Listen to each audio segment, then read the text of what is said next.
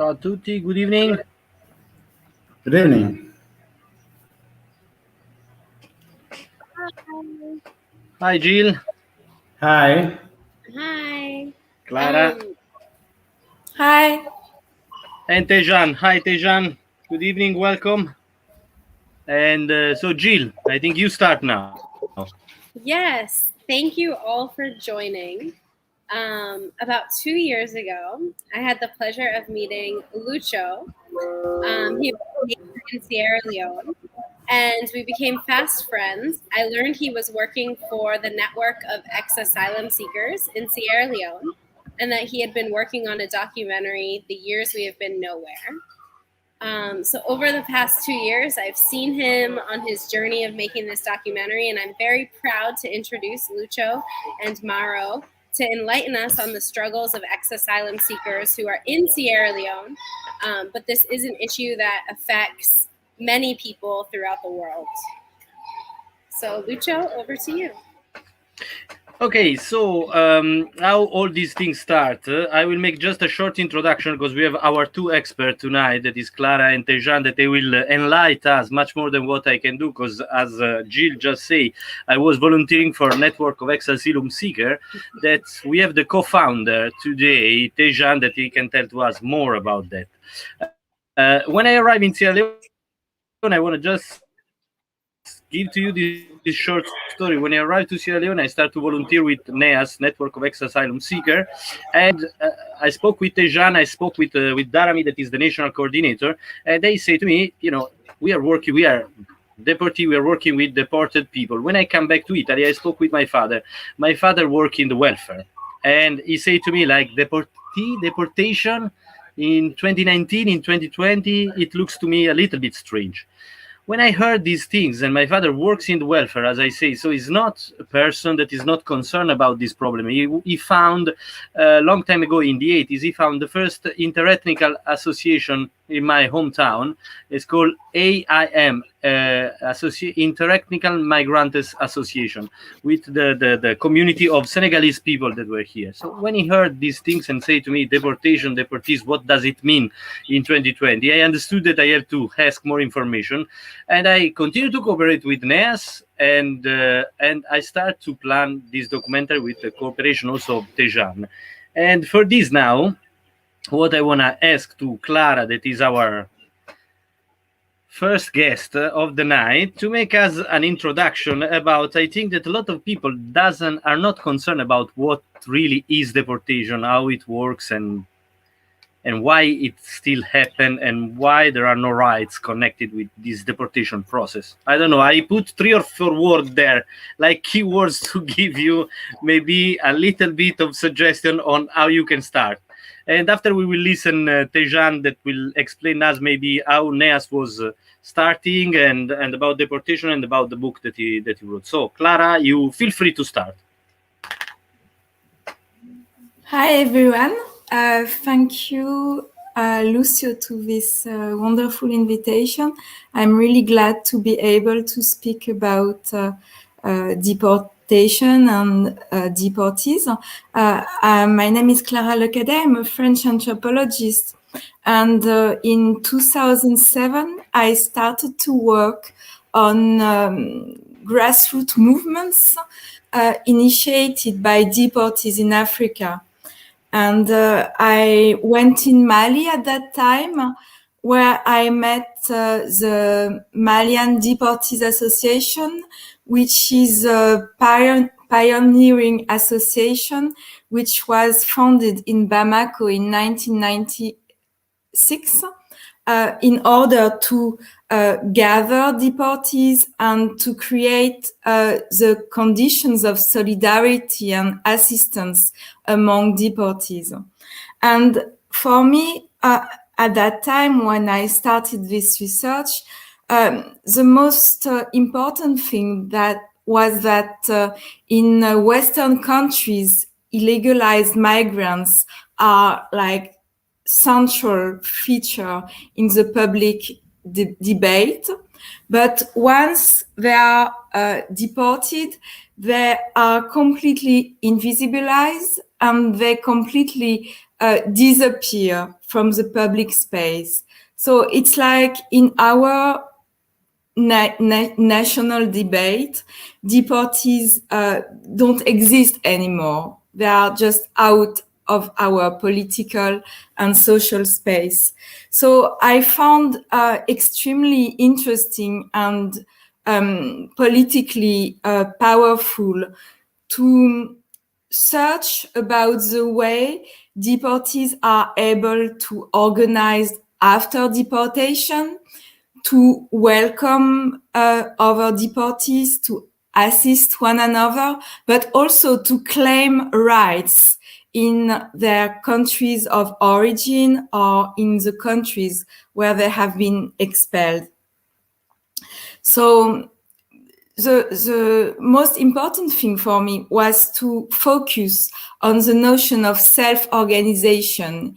It means that deportees are turning somehow into political subjects by the very fact that they gather, that they claim their collective presence in the public space, and that they are speaking out on the experience they have been through and which concern them the most directly.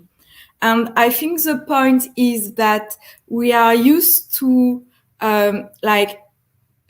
humanitarian NGOs where the first people who are concerned are not speaking by themselves. They are speaking through the people who are organizing NGOs.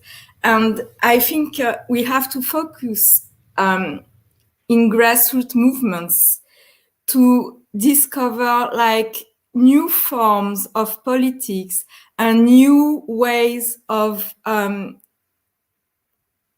involving oneself in the public space. And in my opinion, the fact that there were many associations created by deportees in Africa since the years 1990s and afterwards, it's the sign that there is this strong need and emergency for subjects who have been completely denied politically to organize by themselves and to speak for themselves. And I think it's the point with the Malian Deportees Association, with the Togolese Deportees Association, also with the network of ex-asylum seekers in Sierra Leone that Tejan co-founded. I think what is common to all these associations, it's the need for the deportees to create a collective presence in the public sphere and to be able to speak in their own name about the experiences and the hardships they have been through. Okay, thank you, Clara, for the introduction. It was really clear. And Tejan, I think now is your turn, because it's like, as Clara was saying, was the first time that she was there. She went to Mali to meet this association of ex-deportees that was helping new deportees. So it's like, my question is how it happened that NEAS was founded, and how it happened that you are interested in this topic that we are speaking about now. So I think that like you can give more information about NEAS tonight to understand what is the situation of the deportees in Sierra Leone. Please. Thank you very much, Lucio, and thank you very much, Jill and others, and Clara. I've also been together with Clara in Sierra Leone, and I remember we had a really interesting but challenging time, but it was also part of the process. Yes, how did this started? I think you mentioned when you spoke to your father, Lucio and Clara also talked about how deportation is forgotten in the public discourse in Europe, and that's actually how I started. I mean, because my entry point was, like they say, out of sight and out of mind. I moved, the first time I came to Germany was basically to visit in 2007. And in 2008, I was pretty much engaged in the sphere of asylum rights. And I saw how a lot of young Sierra Leoneans who were living in Germany could find it difficult. Most of them didn't have the authority to stay here, or some of them had the authority, which is called in German Duldung, and that means you're just tolerated to stay. You could be taken back at any time, and this was not a stable status. And there were always people coming from the embassies, from the foreign ministries, from these countries, from Sierra Leone, for example, who would identify young people. And so there was a lot of movement and a lot of processes and very small resistance from these small groups of migrants. And what I saw in all of this is that they were not really hard. And although you have a lot of actors here who are very much engaged in deportation and deportation, in asylum and asylum rights, you know, there was not so much going on. The discourse on what happens when people are taken back, in what circumstances are they taken back, how are their rights violated in deportation prisons, in chartered flights where no one sees anything that's going on. So all of these discourses were not really very present, and this was how I started. This was my interest, and when I was in the university, I chose that I want to research this, and I want to pay focus on the voices and on the experiences of the people who have been removed in silence, sometimes at odd hours, very early in the morning, 2 a.m., where nobody sees, people who have been put in special prisons that nobody sees what is happening. People who have been put in planes that are chartered, nobody sees what happens inside. And so these stories I wanted to tell, these stories I wanted to research in my book. And of course, there's this dilemma of being very objective as an academic. I never saw myself as an academic. I always think I'm an activist. But at the same time, you have to have a balance in how you tell these stories. You have to balance it with other viewpoints and stuff. So I had all of these struggles. So I started making contact back to, I actually wanted to research because I saw, as Clara said, there was a big movement already established in Mali, the Mali Deportees Association. So I wanted to research in Mali and then Sierra Leone, but then it was just a master's thesis, and this would have been not possible. This would have been very, very difficult. So I thought, okay, let me be realistic, and I'm from Sierra Leone. It might be very easy to get contacts, to build relationships with people, because I think it's also about trust, because when you deal with people who have experienced a lot, you come and you want them to tell you their stories. The element of trust has to be there. So I realized I could be able to build trust very easily, and I was totally wrong. So my entry point was sometimes contacting friends here, families who knew their loved ones who have been deported. And then slowly I was able to build contacts, and I went to Sierra Leone the very first time and met Darami through a contact here and a few other of the guys. And at this moment, Darami and others were already discussing. They realized they had similar problems. They realized that, God, we have to come together and see how we support one another. So when I went to Sierra Leone, it took time actually for a lot of them to open up to me. But once that happened and they realized that I was very genuine, and I have to say this, an interesting thing, the very first question I realized that I was asked by one of the guys was, how could we trust you? Are you not coming from the German Secret Service or something like this? So there was this element they didn't believe. But it took time, and they realized, yes, my intention was quite genuine. I wanted to genuinely understand, and they started opening up very slowly. And we could meet together mostly evenings, and we just talk about issues. We met a few times in 𝗵𝗵𝗁 Beach. I mean, we have a lot of beautiful beaches in Freetown. And we could just sit and talk and exchange. And sometimes we just order bottles of star beer, and we just drink and talk about light-hearted issues. And then we could really warm up together. And then I started doing interviews, like individual interviews. And then we had this focus group discussion where really a lot of things came out, where there were a lot of similarities, and they saw the need that, wow, probably we should come together. And this was actually how it started. And the question was, how do we call ourselves? Because another big issue about deportation is how people are stigmatized when they're back home and how they are rejected. And so calling yourself a deportee was like a taboo, was like a shame. You're putting shame on yourself, you know. So there were a few ideas in the beginning that, oh, but that's what we are. Let's call ourselves a deportee. Let's name ourselves deportees. And a lot of them think, no, this was not a good idea. And so at the end of the day, they came up together and think, oh, we are ex-asylum seekers. And let's start from that point. And that was how the name Network of Ex-Asylum Seekers started. And then slowly we started with a storytelling workshop where a lot of them would come and tell their stories. We had a legal person who would like guide the process, and I was there as a facilitator and facilitated. And we gathered a lot of stories, put them together.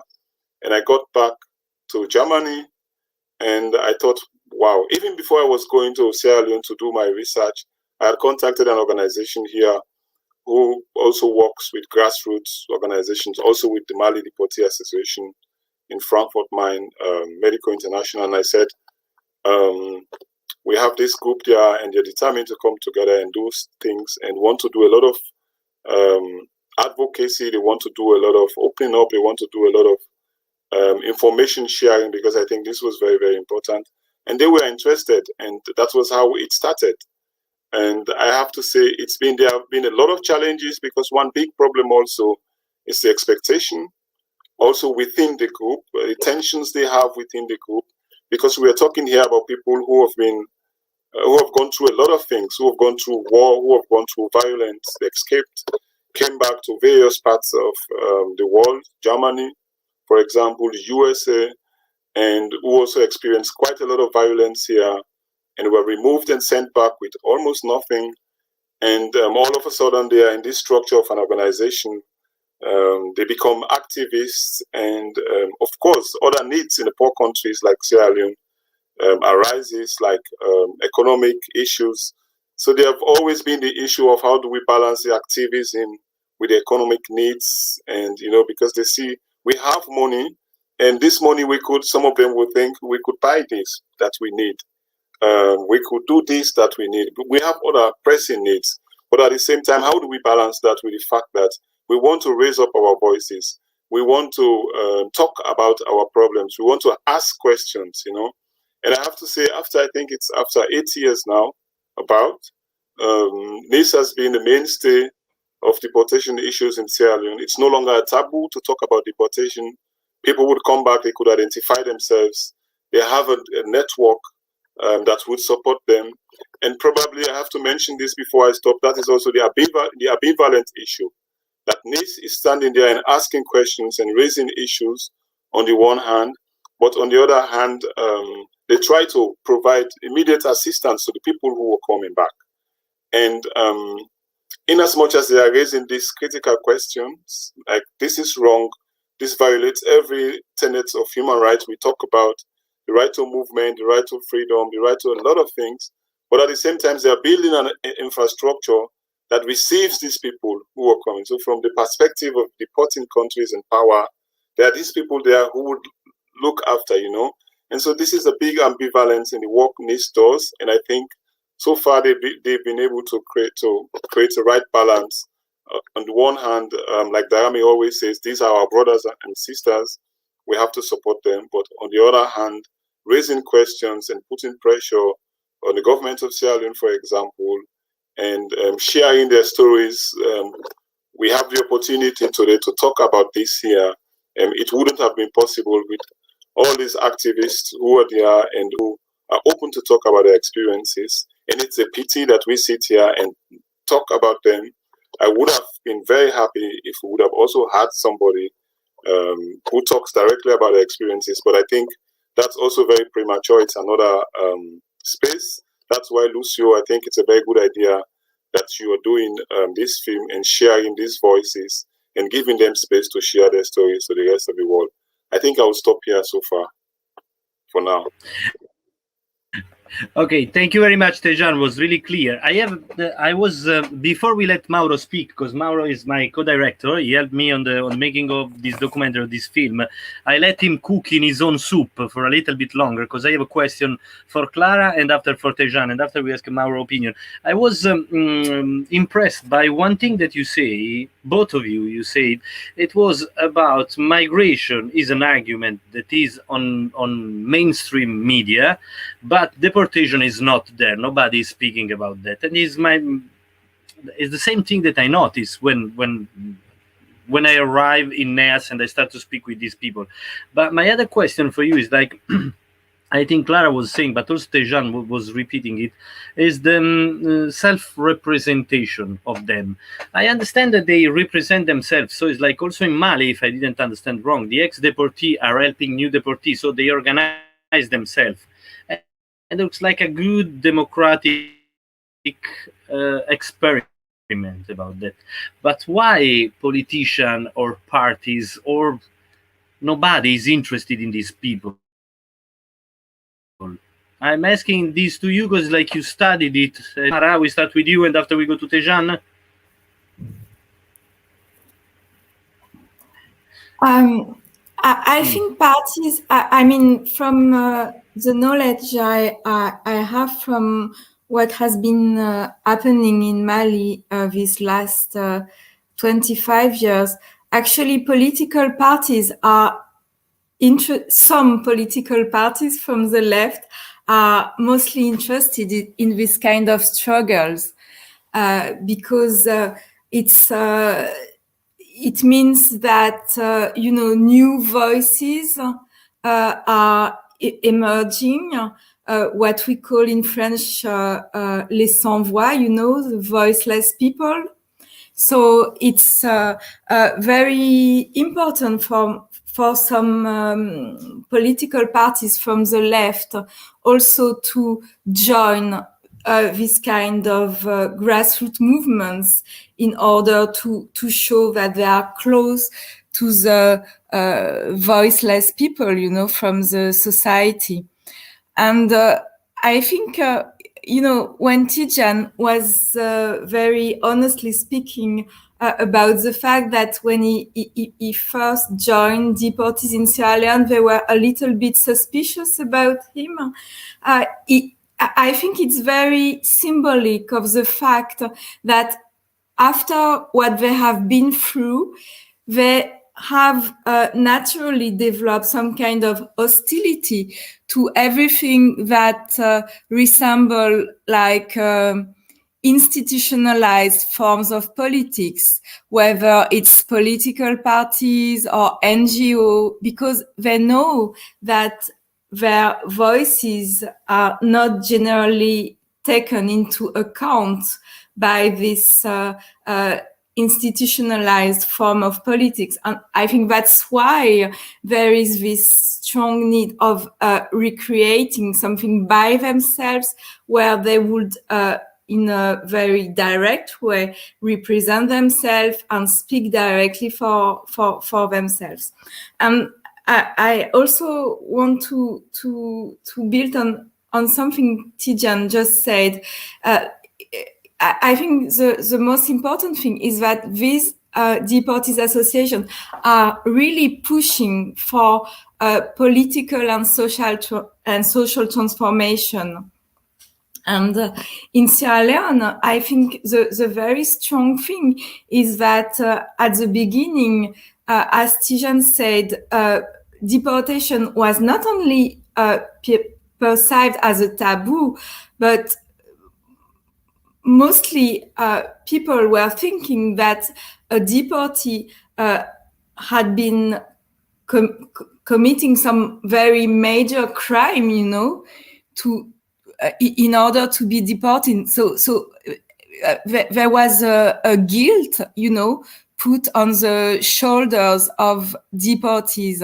And the people from the network of ex-asylum seekers in Sierra Leone, they have spent a lot of time to explain to the population that people are not individually responsible of anything or guilt of any crime, you know, that deportation is just something that has a meaning in a whole international political system that explain migration policy, migration control, and so on. And I think it's very strong in the network of ex-asylum seekers in Sierra Leone activities. Also, this dimension of explaining to the people what is the political meaning of deportation, and that deportation is not a guilt or the result or the punishment for any crime, you know, that it's just the result of an international political framework.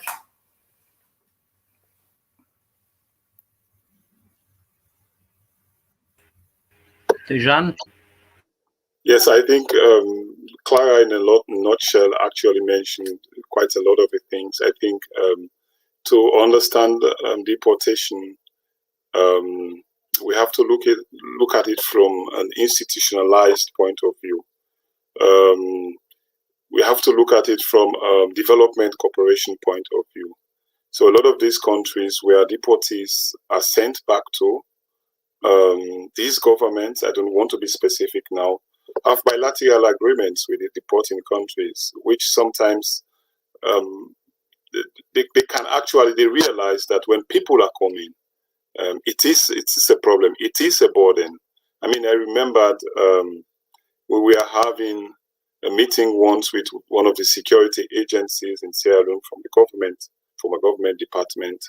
Their main interest was how NEAS could support them to surveillance people who were coming back, because the perspective of the being criminals, you know. And so this was for me like, wow, how is this possible? How can we be able to open doors here when even at an institutional level, at this level, people are only thinking that these people who are coming back might be criminals. So there's this narrative which is very, very difficult to change. But also what I said, one way that manifests itself again is that, I mean, without cooperation from countries where people are sent by, it is very difficult for deporting countries to remove people, you know. But this process of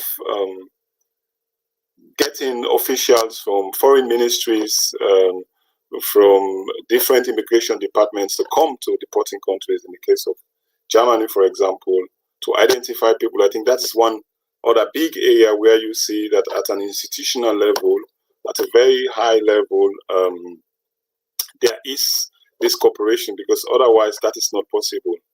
And so a very small organization like NEAS has been trying really tirelessly, trying to meet officials sometimes in Sierra Leone. And in the very beginning, I think I was very pessimistic. I thought maybe they might not achieve a lot of things out of this. But the good thing about it is, at least as an organization, you know, they have been recognized. I remembered once they even had an appointment with the chief minister of Sierra Leone, who is no longer the former chief minister of Sierra Leone. So at the highest level, you see, even if nothing is being changed in this moment, but the recognition, and this also builds their self-belief that, wow, we're very important, people are listening to us. And I think we should see it also as a process. I don't think it's a process that would change overnight, because the political will to remove unwanted migrants is very, very strong. 𝗪𝗵𝗁, for example, said something to me the other day, and I didn't know what to make of it, like the chairman and national coordinator. He said, let's look about the history. When people have been taken here, have been enslaved here and brought into ships, they have been brought to the Americas, to the so-called global north, so a lot of countries, and now it's the reverse that is happening. Although I was like very skeptical and thinking, wow, but you cannot explain this very violent history of enslavement, you cannot compare it to deportation. But on the other hand, you see that the will, the political will, the institutional will to remove people from one part of the world to another is stronger, you know. And of course, you cannot compare these two events, but maybe it also helps you a bit to understand the historical context of when we want to benefit, when we benefit from something, then we want people. And when we don't benefit, they have to leave, you know. And it's a very complex issue. I think NEAS has done quite a lot of work in Sierra Leone. Clara said they've spent a lot of time and resources, limited resources, they could use for their welfare, just to tell people, hey, wait a minute, we are not criminals. We were criminalized, but we are not criminals. We've been against, we wanted to satisfy a basic human right of moving to some other place, of trying to get a better life. Who doesn't want to get a better life? Who doesn't want to work somewhere? And we see here how people are going to other places and working and stuff like this. But then, of course, you have these barriers, you have these laws, which make it very easy to migrate from the global north to the global side. Of course, you need a visa, but you would always get a visa. But on the other hand, you almost are unlikely, or the percentage of people who will get a visa to migrate regularly, as they call it, is very, very slim. And of course, what happens? People want to move, and once they try to satisfy these needs, they are illegalized. And also from this point of view, we see also at a very global level, no, at a very high global level, what the politics is, the politics of controlling people, who goes where, who is allowed to enter where, and who has what passport. And I think this is all very complex and beyond, or even bigger sometimes, I think, than very small groups like NEAS, who are actually doing the best out of it to see what they could achieve in the process of trying to make their voices heard. Okay, thank you very much, Tejan. Thank you very much, Clara. I want to just add one thing that before I let 𝗵𝗺 speak a little bit. Otherwise, it looks like that we are here just for presence, not let him speak at all. For what you were saying, as you can see, I had to write down things. You know, otherwise I don't remember, because you are saying a lot of interesting things. But when we were doing the interview to the deportees that were in Sierra Leone, in a couple of situations, we have problems on let them admitting that they have problem with the police, to tell to us what it was, the little crime or the things that bring them to the attention of the police. And it was difficult to let them understand that it's like, if we have to tell their story in a journalistic way, we need to know the truth.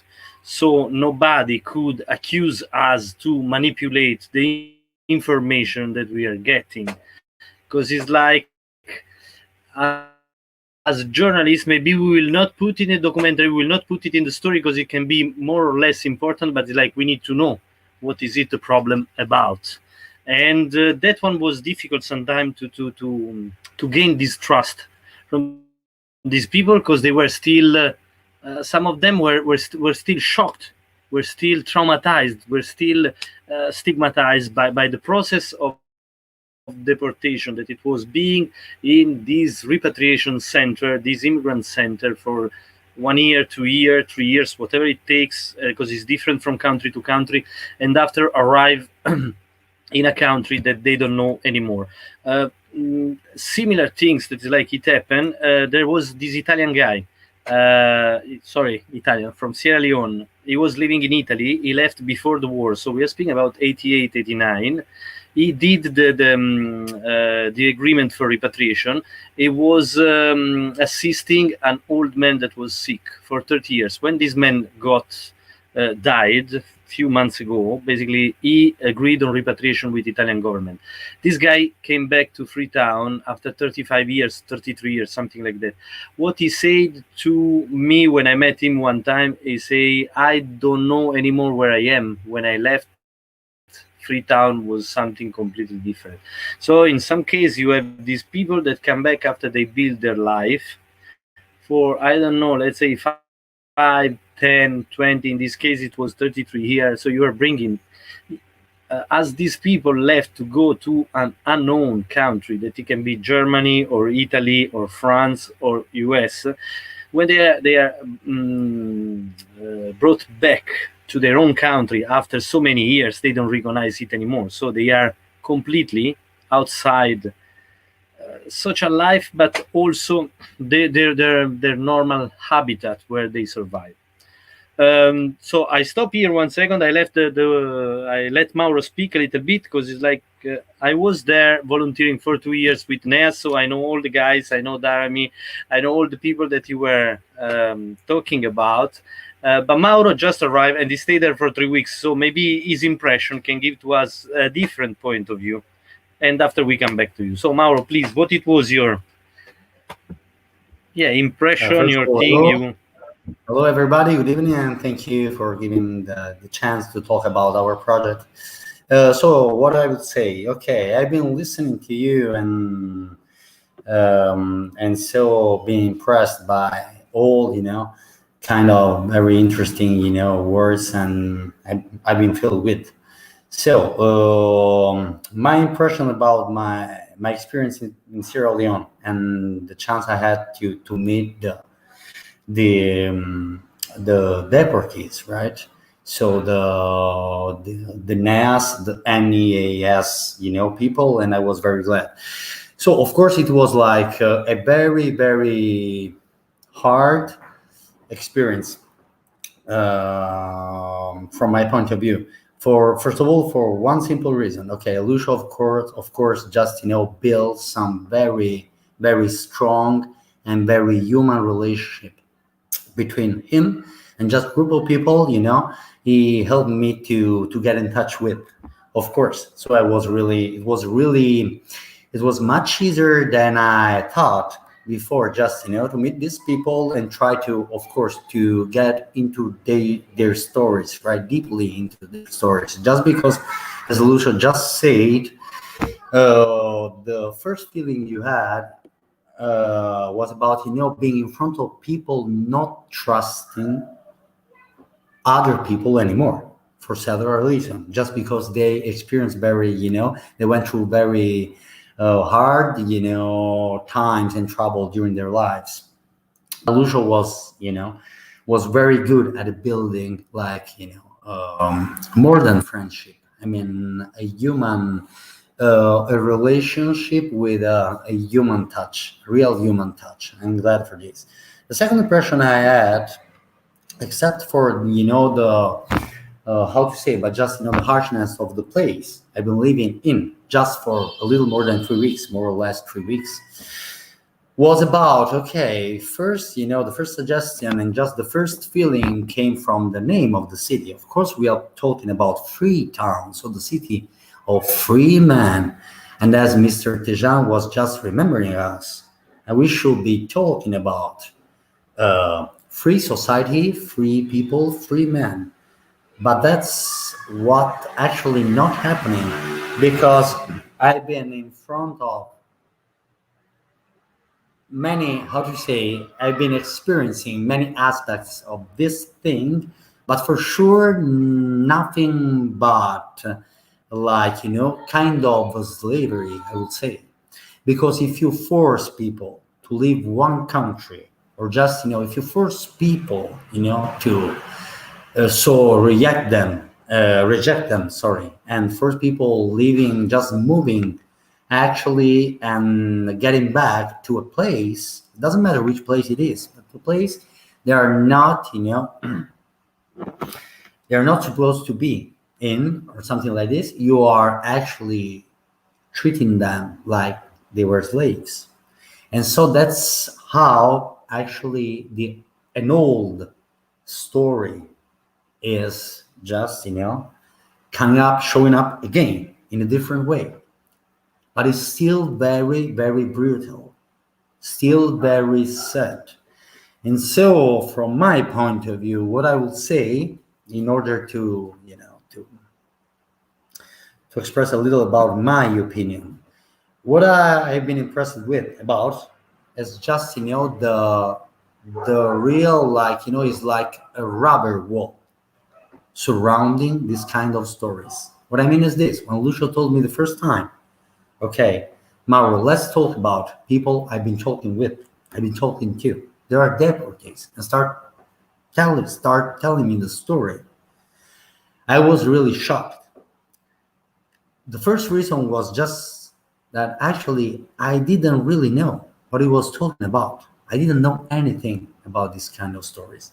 We know, or probably we should know, how migrants, and so like you said a few minutes ago, like global, politics are trying or not trying to handle this kind of, of problem, this fact generally. And we should consider like probably deportation and things like this, like the other side of the coin, probably. But as the information and the global, knowledge of such hard problems like, migration flow and things like this are already affected by, very bad way of spreading information out. If we say something, if we talk about deportation, we don't know anything at all. So I will just, end my speech by saying that I'm very glad. The feeling I have is we are in the middle of a new wave in some way. And probably the main purpose we should, have right now in trying to help on this way, even by completing our project and by trying to spread it out as strongly as we can, is just to help people around the world to figure out what's going on here around. Just because it's impossible and it's absolutely unbelievable to think that in 2021, people are still treated like that, like slaves, just, handcuffed and things like this, dying sometimes, in order to their way back to their home. Crazy stuff. Thank you.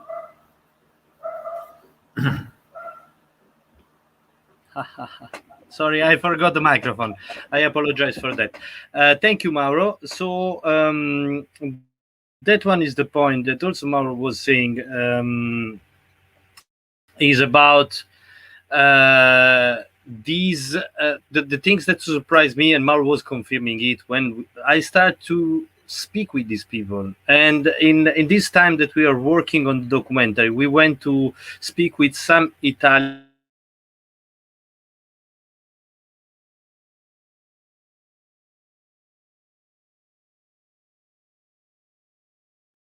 problem with internet, but looks like it's working. The most important thing that they were asking to us is like, but these people doesn't have any rights. So the two questions that I want to ask to you, because like more than us, and I will start with Clara and after for Tejan, same question, so it's easier, otherwise I have to change. First of all, why there is this thing that there are no rights? In the moment that they become these invisible people, they become deportees, they become people that we don't want anymore with us in our country, why there is a suspension of the civil and human rights? And the second question is, the traumatization and the stigmatization start from the suspension of the human rights and the civil rights, or it comes from something different? So Clara, if you want, have the honor to start. I would say that there are two things in your comments and in your question. The first thing, maybe it's the violence and the violation of rights that is an intrinsic element of deportation, and which very, very, very rarely is followed up, because there is no means in countries of origin to make real claims, against violences that are happening during deportation. And I think the second thing is related to what you mentioned earlier, Lucio, and I think it's very important.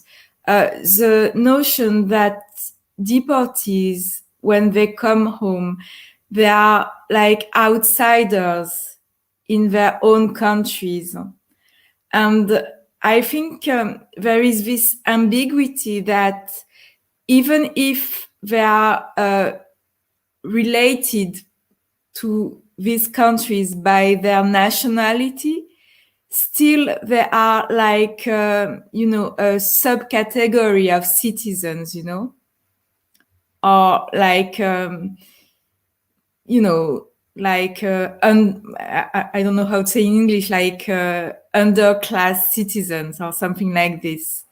I think also that the fact that some deportees are able to become activists, it's a way to reclaim their existence and their rights as full citizens in their own countries. I think it's an important point, you know, and something which has to do also with their dignity and their political existence as citizens of these countries.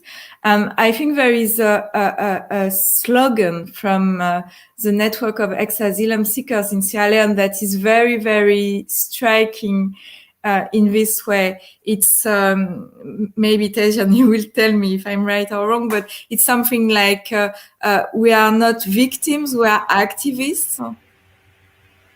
And I think it's a way, you know, to position themselves as full citizens and as subjects that are being able to involve and engage in political life in their own country.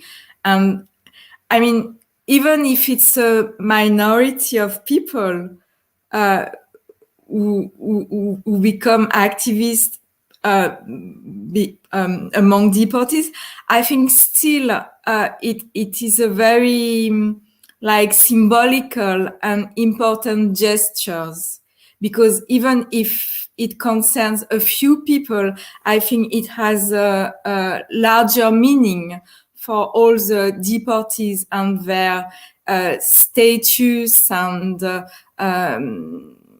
their perception as a potential political subject in their own countries, you know.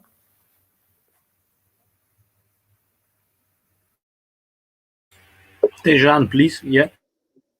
Yeah, I think the human rights aspect, to be honest, is one thing that also beats my imagination, which I still cannot understand, because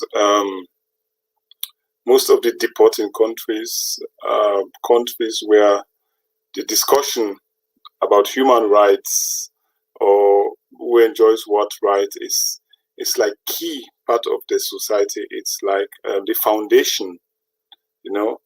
But what beats my right is it's only then for people who are either citizens or people who are officially allowed to stay. And that the discussion is not very, I mean, in left-wing circles, I would say there are few people who ask questions about these laws. First of all, we have to ask very strong questions about these laws. How are they created? How do they take into regard the rights of asylum seekers? What are we getting wrong? You know, so there are bad laws. And I talk to a lot of people also in Sierra Leone who tell me, well, every country has the right to make its own laws. Yes, that is true. That is as a sovereign nation. But we make bad laws.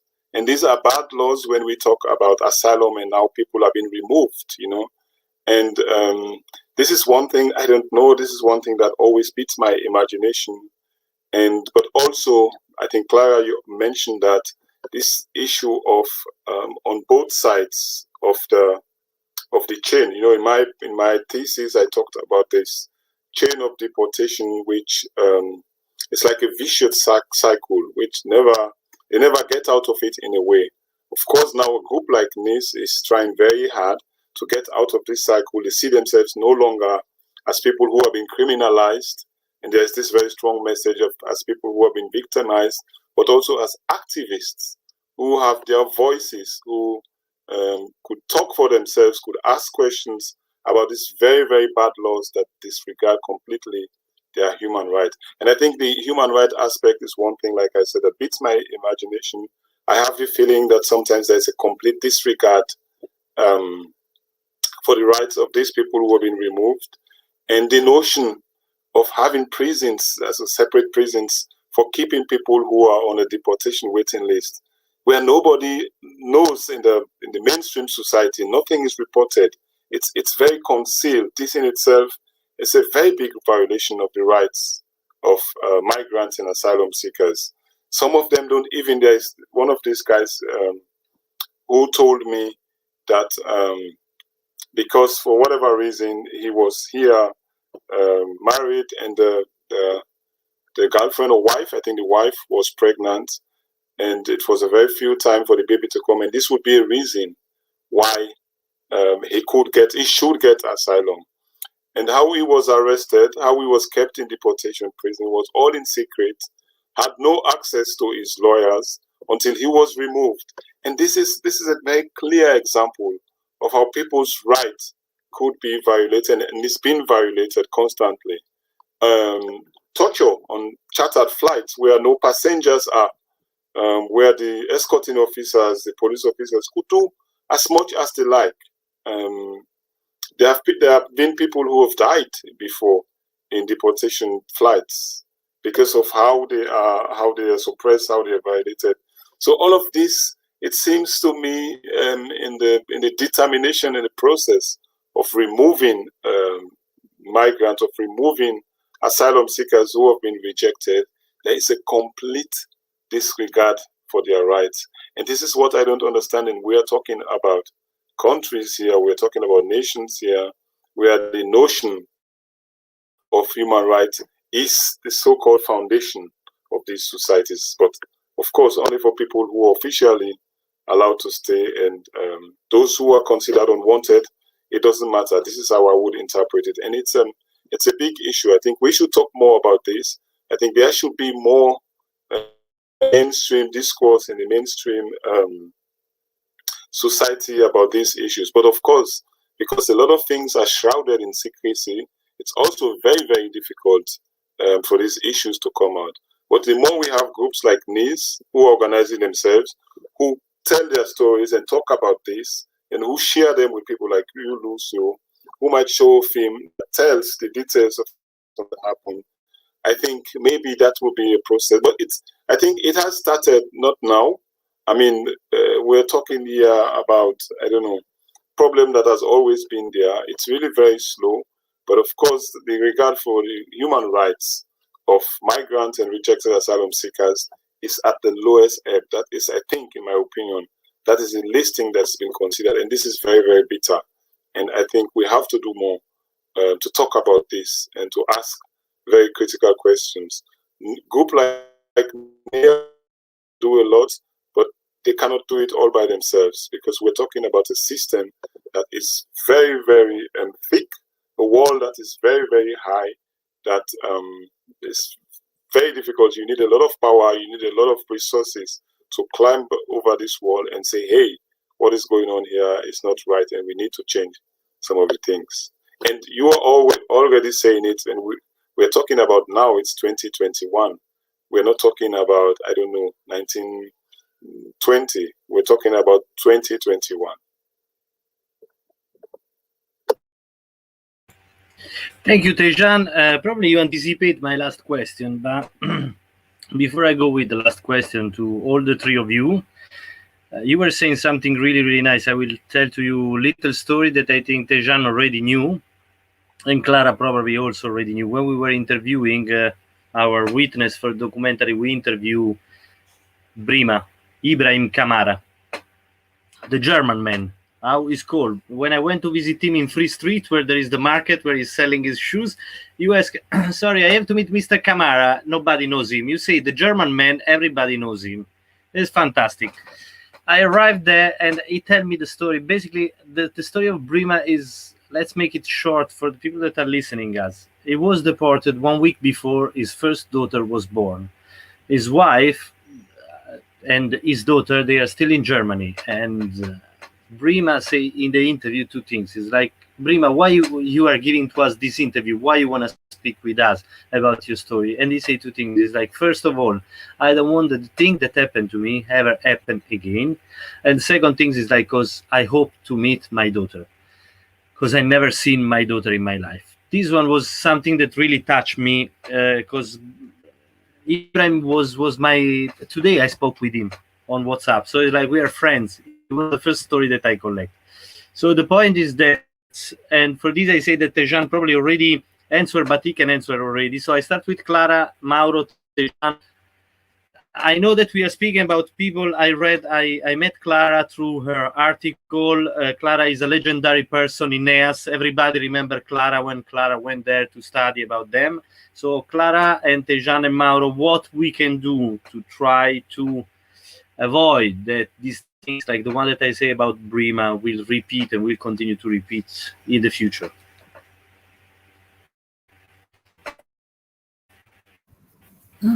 I think this is maybe the most difficult question that you are asking, because of course there is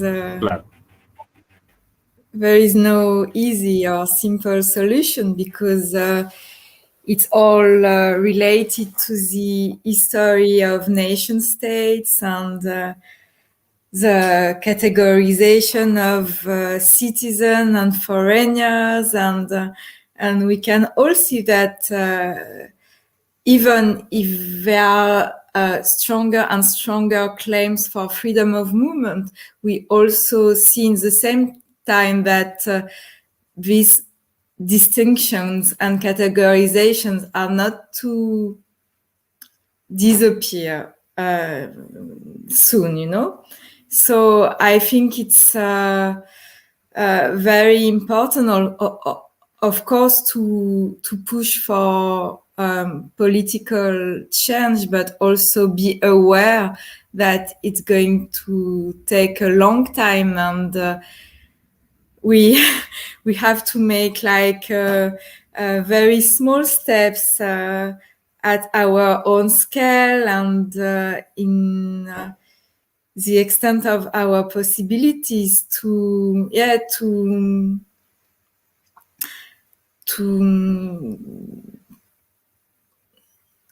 tell about people who are trying to push for these changes.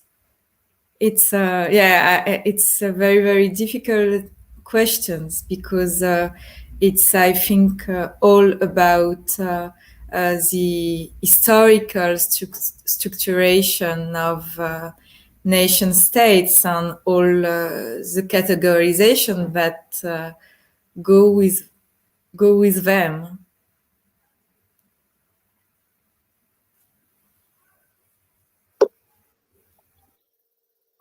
Jean. Yeah, I think, Lucio, that's, I mean, Clara said it already, it's a very difficult question. Maybe what we should do is to maybe break this down into categories, because on the category of nation states, like you said, on the category of the global politics, I think it's very, very difficult, because we are talking about very powerful systems. We are talking about very rich systems who put a lot of resources. We're talking about power. It's also about power and control. And this makes it really, really very difficult. But on another level, I think the things we could do is what we are doing, for example, here. We talk about this.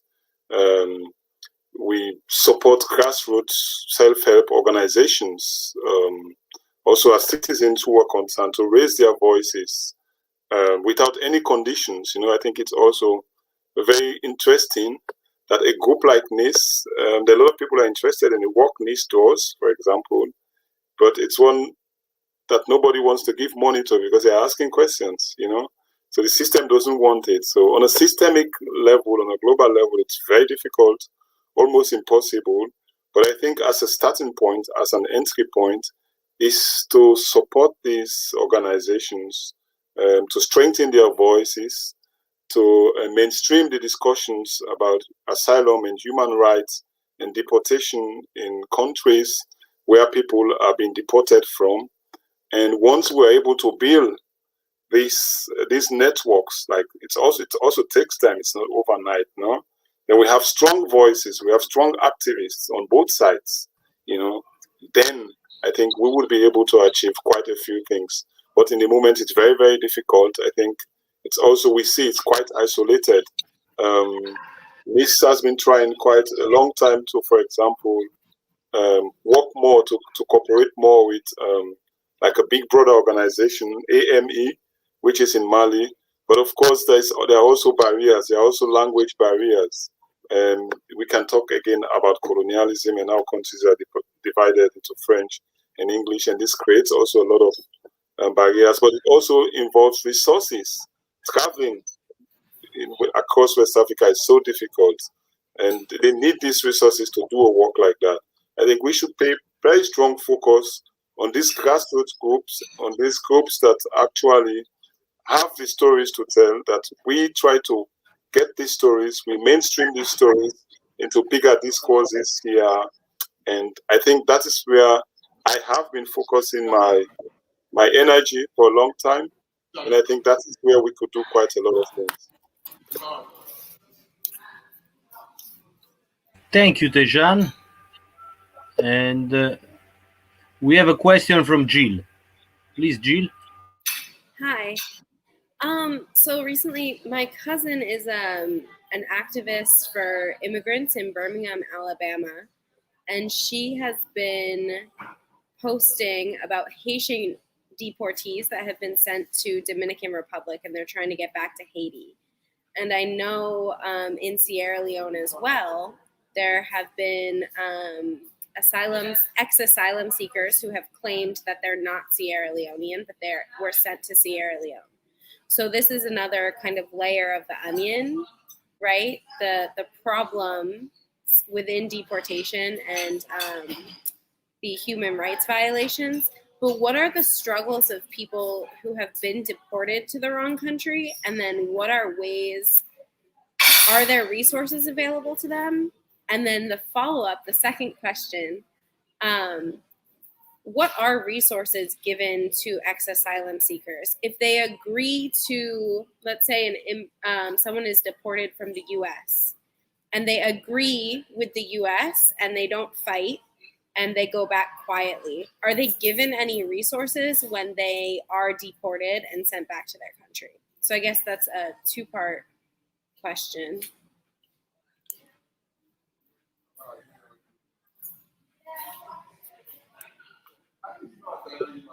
To whom was the question directed? To me, Clara, or to Clara, or? I think to either of you, if either has the answers to those, or if it's, I'm just thinking. Mm-hmm. Of course, maybe I can just start. That's a very big problem, and I don't know why I actually forgot to mention that. That people are being sent back to countries where they don't originate. There are a few Nigerians who have stranded in Sierra Leone, in Lunge. You know, the airport in Sierra Leone is in this half island in Lunge. And when you arrive at the airport, you need to make your way through the sea, or you have to go right across the north of the country to get to the main city, which is Freetown.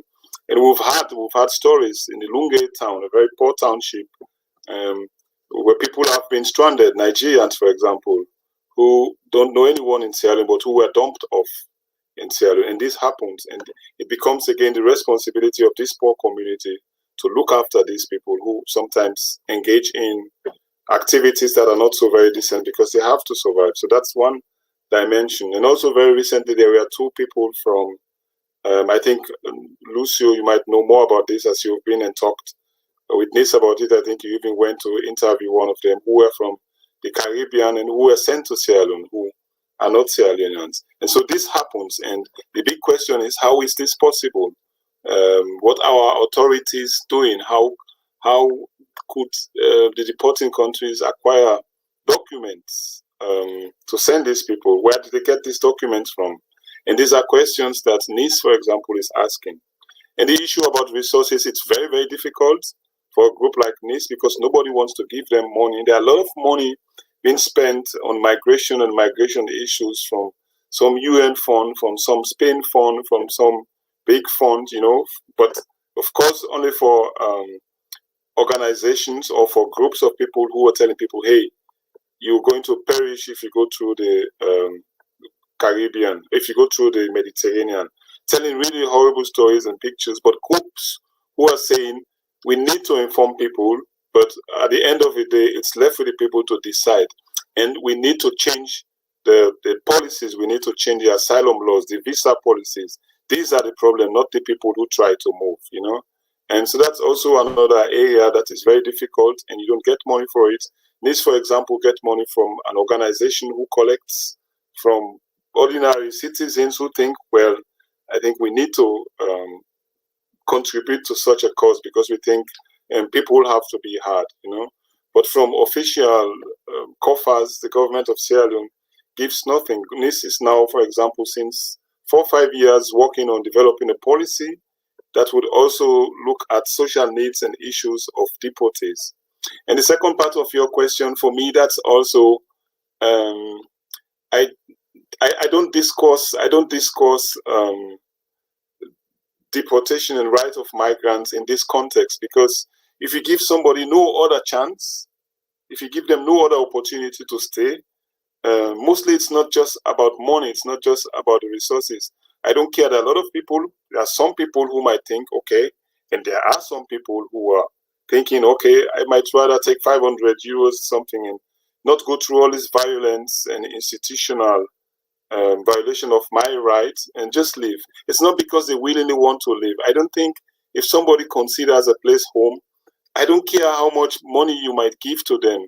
If they have a family here, if they want to live with their family, if they want to go to the places they go, if they think this is where I belong, I want to be part of this home, and you force them, and I don't care how much resources you give to them, I don't care how much money is provided, it might be very, very difficult. It's a very gray area, it's a very precarious one, and I know even within this, a lot who would have said, no, for me it's not just about money. And sometimes we also have to consider that some of these people are running away from violence. They are afraid sometimes to go back. So whatever is given to them might be problematic. So at the end of it for me is, if we create other options where you have, if you want to stay, you have an opportunity. If you want to work, you have an opportunity to work. And there's this dimension. And if you want to leave, you have an opportunity. There might be a package for you. Okay, that will be good. But when we just focus on you have to live in whatever kind of condition, because of some laws, and these laws are bad, we're not questioning these laws, and that is the problematic.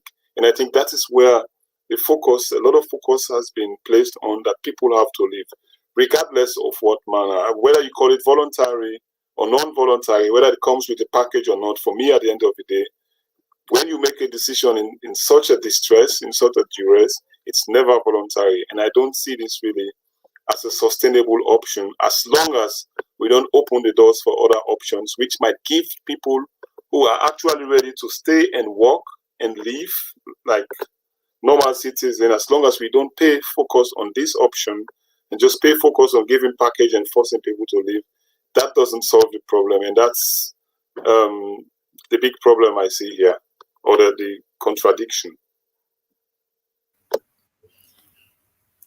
I think that indeed one of the main challenges that the deportees associations are facing is about keeping and maintaining activism in a situation of extreme precarity. And as Tejan was mentioning, deportees associations are generally relying heavily on Western fundings, because they won't get any kind of money or subventions from their own countries. So that's why many partnerships have been built over years between deportees associations and Western NGOs, notably Medico International, the German NGO, which is funding the NEAS in Sierra Leone, and also the Association Malienne des Expulsés in Mali. And I think it's also a problem in itself, you know, that there has to be a partnership between grassroots movements and Western NGOs, because of course the discourses and practices of Western NGOs have also a big influence on the way the deportees associations are able to structure and to develop over time. And I have in mind the example of the Malian Deportees Association, which for some time had a partnership with the French NGO 𝗪𝗵𝗪. And 𝗪𝗵𝗪 and also Médecins du Monde had a lot of demands, you know, to this Malian organization in terms of how to build their activities, how to frame their staff, and how to train their staff.